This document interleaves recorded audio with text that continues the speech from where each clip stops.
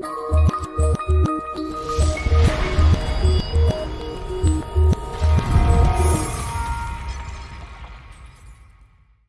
está creando eso que se llama nuevo orden mundial, aunque fuera de las teorías conspirativas es muy sencillo definirlo. El nuevo orden mundial no es otra cosa que la implantación de un poder supranacional, basándose precisamente en esas organizaciones supranacionales que están creadas desde el fin de la Segunda Guerra Mundial, en concreto a raíz de los pactos de Bretton Woods, año 44.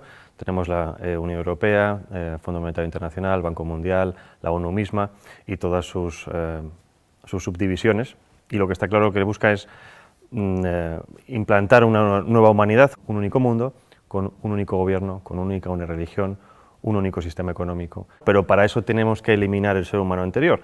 Por eso esos pilares que son los fundamentales: relativismo moral, laicismo, ideología de género, entre otros tantos. Podemos añadir aborto, ahora viene la eutanasia, con el objetivo de desprogramar al ser humano que existía antes, implantar un nuevo código de valores y poder empezar a implantar el transhumanismo, que es al que vamos. Vamos en lo que llaman también la cuarta revolución industrial, que es la implantación de un sistema robótico basado en inteligencia artificial que controle todo aquello que antes era de alguna manera esporádico en el ser humano. Para eso necesitamos, como les decía, formatear, eliminar la antigua civilización, en este caso la civilización cristiana, los valores cristianos, e implantar una nueva serie de valores que permita a las nuevas juventudes que entren perfectamente en esa nueva realidad. Para esto es lo que llaman, entre otras cosas, la Agenda Global 2030, o la Agenda del siglo XXI, que no es otra cosa que implantar una serie nueva de valores, precisamente desde esa descodificación. Obviamente esto no es homogéneo, no es consecutivo, a veces hay tropiezos, pero lo que está claro es que estamos ante las puertas de una nueva realidad. No es un cambio gradual como ha existido antes en la historia del ser humano, sino que es algo completamente diseñado. Es decir, el mundo al que vamos es fruto de una ingeniería social perfectamente planificada y perfectamente implantada. La implantación primero es ideológica. La ideología sirve primero para desestabilizar una nación. Si nos atendemos, por ejemplo, a Yuri Bezmenov, el antiguo agente del KGB que emigró a Estados Unidos y que contó precisamente esos procesos por los cuales se puede desestabilizar una nación, que es desestabilización, desmoralización, crisis y normalización, estamos viviendo perfectamente esas etapas. Hemos tenido una desestabilización, ahora estamos en la fase de desmoralización, que es volver a las naciones contra sí mismas, la endofobia, el odio a nuestra cultura cristiana, el odio a la misma biología, la misma realidad biológica hombre y mujer, para hacer que la población esté completamente confundida y que sea mucho más fácil guiarlas a un nuevo punto, es la mentalidad de rebaño. Ahora bien, primero es la ideología, segundo es lo demás: implantación social, económica, política, tecnológica, medioambiental, sanitaria, alimenticia. Todo esto está perfectamente diseñado. En la página del Foro Económico Mundial tienen perfectamente diseñado cuál va a ser el nuevo mundo. No dejan nada fuera. Lo sorprendente y lo llamativo es que está todo perfectamente entrelazado y todo perfectamente conectado, porque si tocamos todos los puntos, la salud, la educación, la ciencia, todo eso les va a permitir guiar, digamos, todo de forma paralela, todo hacia un mismo punto. Aunque en la realidad, obviamente, sabemos que hay gobiernos nacionales, en la práctica, gran parte de estos gobiernos nacionales para nada están trabajando para el bien de sus naciones, sino que trabajan precisamente para los intereses de estos globalistas. Lo hemos visto con el gobierno de Sánchez, lo estamos viendo en otros países, por ejemplo también en Iberoamérica. El aborto es algo que está en la Agenda Global 2030, que está incrustado en el ADN de los globalistas y que lo quieren promocionar a todo coste.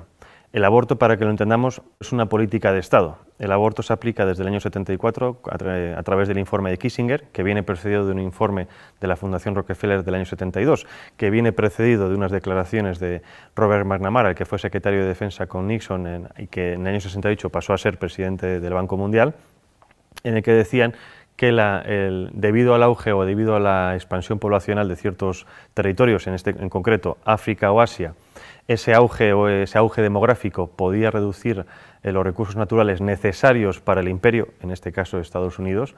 Había que promocionar el aborto como una política de Estado para despoblar esos territorios con el objetivo de que de la presión demográfica no consumir estos recursos en muy corto tiempo. ¿Qué pasa? Obviamente, si entendemos esto como una política de Estado, obviamente no se puede vender al resto de la población diciendo ustedes van a dejar de tener hijos porque a nosotros nos interesan los recursos que ustedes tienen. Lo que se hace es un marketing político y esto es como nos están vendiendo todo. El aborto es un interés de Estado, es un interés geoestratégico. todas las demás propuestas que tenemos hoy en día, ideología de género, ecología o esta nueva religión medioambiental, todo eso es lo mismo. Son políticas de Estado que nos lo venden para el gran público con un marketing político para que la gente lo acepte. Porque, por ejemplo, si entendemos ahora las políticas medioambientales como, digamos, obviamente necesarias para todos los gobiernos, dentro de esas políticas medioambientales está la reducción de la población. Nos lo venden como un bien necesario, es decir, si seguimos creciendo vamos a destruir el planeta, por lo tanto dejen ustedes de tener hijos, porque si no este ritmo es inaguantable. Nos venden la ideología verde como algo necesario, pero que dentro de esa ideología verde contiene todas estas políticas de Estado que nos lo quieren vender para, obviamente, controlar la población. Reducir la población, la eutanasia para destruirla, desestabilizar las naciones, confundir a la población en la educación, en fin. Hay que empezar a pensar que las políticas que tenemos hoy en día no son lo que parecen, sino que son el resultado de un proyecto, de una implantación a nivel global, con el objetivo precisamente de desestabilizarnos para poder tener el control completo sobre nosotros. No hay nada más fácil que dominar que una población enfrentada entre sí. Por eso es tan importante entender cómo funciona la aplicación de las políticas, cómo funcionan las élites supranacionales, para poder entender qué tipo de política se nos está aplicando a nivel nacional y local. El enemigo a abatir por esta élite supranacional o globalista no es otra cosa que el ser humano. Es decir, hay un desprecio absoluto por parte de las élites por el ser humano corriente, no solo en las élites supranacionales, también las tenemos en las élites nacionales. Y obviamente para destruir a esa parte de la población, no en el sentido físico, sino en el sentido psicológico, hay que atacar obviamente sus creencias, sus bases morales, y en este caso primero es destruir las naciones y obviamente la religión. Hay un objetivo que es crear una religión única. Es decir, las religiones tradicionales son un escollo para ese nuevo orden mundial, para la consecución de ese poder político. Si eliminamos la religión, estamos eliminando obviamente una vía de escape muy humana que de alguna manera evita que llegues al control mental de las personas. Podremos controlarlas físicamente, pero la religión permite que esas personas se puedan evadir a otro plano y obviamente también contienen unos códigos ético-morales muy firmes que están completamente enfrentados ante los códigos morales que nos quieren implantar. En este caso, la religión católica o la Iglesia católica es el enemigo a batir desde hace siglos. Ya no solo hablo de la masonería, sino de muchísimas personas. Es decir, es necesario hacer caer esa civilización cristiana para poder implantar una nueva civilización. Y esto no lo estoy diciendo yo, lo ha dicho, por ejemplo, incluso Hillary Clinton en unas declaraciones antes de las elecciones de 2016, en las que decía que las religiones eran un escollo, que había como, por cualquier vía había que acabar con ellas, e implantar una nueva religión. Ya seamos si podemos pensar en una religión de Estado, en unas nuevas religiones New Age, en fin, todo este tipo de prácticas pseudo-religiosas que nos están implantando con el objetivo de que realmente no estemos pensando en lo importante. El objetivo en general cuando hablo de la humanidad es el control absoluto de la población, pero no solo hablo de control digamos policial, sino control de lo que se consume, de lo que se piensa, de lo que se educa, de lo que se ve. Más o menos yo creo que todo el mundo tiene en la cabeza esta realidad porque es un poco lo que estamos viendo. Nos censuran las redes sociales, nos censuran medios de comunicación, censuran incluso en los mismos colegios y esto no es otra cosa que poner barreras. Entonces necesitan acabar con todo eso para poder tener el control. Obviamente cuando hablo de Soros como uno de los principales promotores de este nuevo orden mundial, lo dejo muy claro, uno de los principales, o digamos una de las caras visibles. Yo creo que si conocemos a Soros tanto, es porque a Soros se le permite mostrarse. Con esto qué quiero decir, con esto digo que los verdaderamente poderosos están en la sombra. Ahora bien, si Soros digamos que trabaja en el lado social, quiero decir la sociedad civil, es decir, es un experto en modificación de conciencias. Para eso trabaja en la ventana de Overton. La ventana de Overton es una herramienta que nos permite transformar lo imposible en un hecho factible. Y hay varias fases. Obviamente primero viene la propaganda, la ideología. Para eso se crean y se financian think tanks, fundaciones, asociaciones que generen supuestos documentos científicos, oficiales, estudios, etcétera, de los cuales después se hagan eco los medios de comunicación. Esos medios de comunicación llegan a las masas a base de repetición de estos estudios, estos conceptos, estas ideologías, acaban, si no aceptando como propias esas ideologías o pensamientos, sí aceptándolos diciendo que es algo como ya existe y lo ven por todas partes, es algo que hay que aceptar. Una vez llegamos a esa tercera fase, viene la cuarta fase, que es la de los políticos. Los políticos, obviamente, con el interés partidista de continuar en el poder, se hacen supuesto eco de esas reclamaciones supuestamente sociales, y obviamente después el quinto, que es la transformación en leyes, la legislación. Entonces, esos 5 pasos es lo que se ha seguido con muchísimas cosas. Tenemos el aborto, tenemos el matrimonio homosexual, ahora tenemos ya ha empezado la eutanasia, y el siguiente paso es la pedofilia. Y esto es pura matemática, es ciencia política y siempre funciona. Entonces, si nos atenemos a que esto sirve para aplicar ciertas cosas, ¿qué es lo que ha hecho Soros a nivel social? Lo mismo.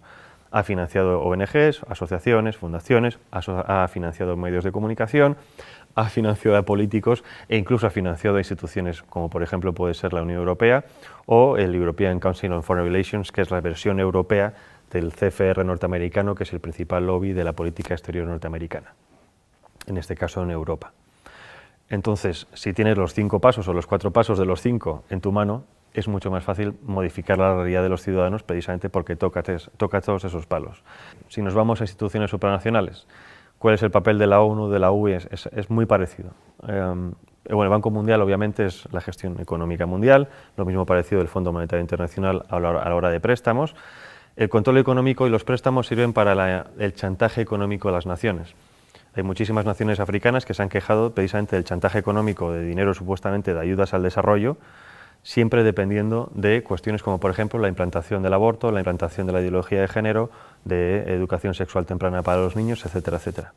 La OMS ha sido fundamental para la implantación de la idea de que existe una pandemia mundial, y si no hubiera sido por la OMS, en este caso por Tedros Adhanom, no se hubiera creado o no se hubiera llamado un confinamiento mundial. Primera vez en la historia que los ciudadanos de este planeta hemos visto cómo en todas las naciones se seguían los mismos pasos. Es decir, nada ha conseguido antes que realmente hubiera una coordinación nunca antes vista a nivel global. Coordinación que, aunque a nosotros nos parezca mucha, en general ha sido como muy sospechoso, por así decirlo, no sigue siendo suficiente para esta élite. Según ellos, los retos que nos plantean las pandemias del futuro, eso supera por muchísimo la capacidad gestora de los estados independientes entre sí. Es decir, que como no hemos sabido gestionar el coronavirus, es necesario que cedamos más nuestra soberanía a estos entes supranacionales, que ellos saben sí realmente lo que nosotros tenemos que hacer. Llevarnos a ese buen camino, a guiarnos como si fueran un dios, porque nosotros como ciudadanos comunes somos demasiado estúpidos para valernos por nosotros mismos. Las redes sociales han sido siempre una herramienta fundamental en el tema de la comunicación, pero como todo avance tecnológico tiene siempre su cara y su cruz. Como todo avance tecnológico nos lo venden que es bueno para poder hablar con nuestros familiares, que están en contacto con gente de todo el mundo, pero el problema, el contrapeso es el control absoluto, ¿no? Ya no solo el control de lo que hacemos, sino incluso de nuestros pensamientos, porque muchas veces decimos cosas en redes sociales que quizás fuera de un ámbito demasiado privado, ¿no? Y eso es precisamente a donde van ahora con el tema de la censura. Han visto que en los últimos años ha habido también una pequeña revolución en redes sociales, dado que cada vez hay más perfiles conservadores, antiglobalistas, más perfiles de gente contraria a los designios de este nuevo orden mundial, ¿no?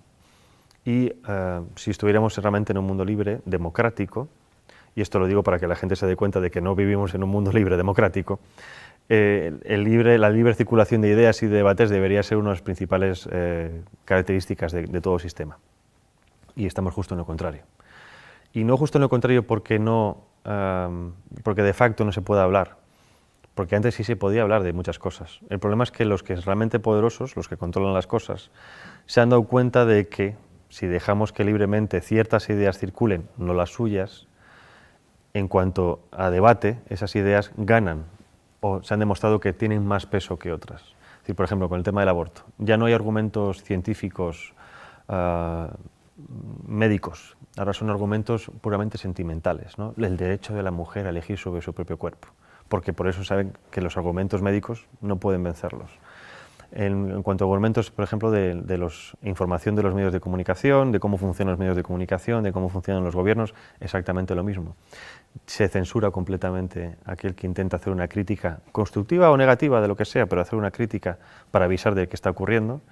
Bueno, en mi caso, por ejemplo, hablando de Soros y demás, algunas veces me han censurado, y está claro que lo que se trata es de que no exista algo, no exista un relato. En los sistemas de masas, si no te muestran, no existes para la gran parte de la población. Y eso es lo que se trata. Es decir, se trata de omitir, de facto, cualquier tipo de persona, cualquier tipo de discurso que pueda poner en peligro los pilares bajo los que sustentan este nuevo poder. En este caso no puedes contradecir las normas de la ideología de género, el feminismo, el aborto, etcétera, etcétera, etcétera. No existe ese debate de ideas en los medios de comunicación, pero precisamente porque tienen miedo a lo que pueda ocurrir. Porque cuando ha ocurrido que algunas personas han ido a ciertos debates a exponer ciertas ideas, la gente se da cuenta de que hay otra línea de pensar diferente a la que tenían en mente. Y por lo tanto hay otra forma de racionar las cosas. Si quieres ver más contenidos de Alto y Claro TV, suscríbete a nuestro canal de YouTube.